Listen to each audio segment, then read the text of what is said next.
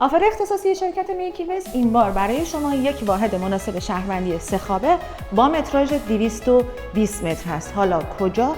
تو خیابون بغداد، تو یکی از بهترین پروژه های خیابون بغداد با ویو کامل دریا.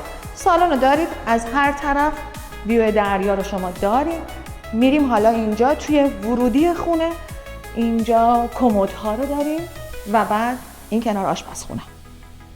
آشپزخونه با کابینت های زیاد، قابل چیدمان، با فضای بزرگ و لوازم برقی با برند زیمنس تحویل داده میشه.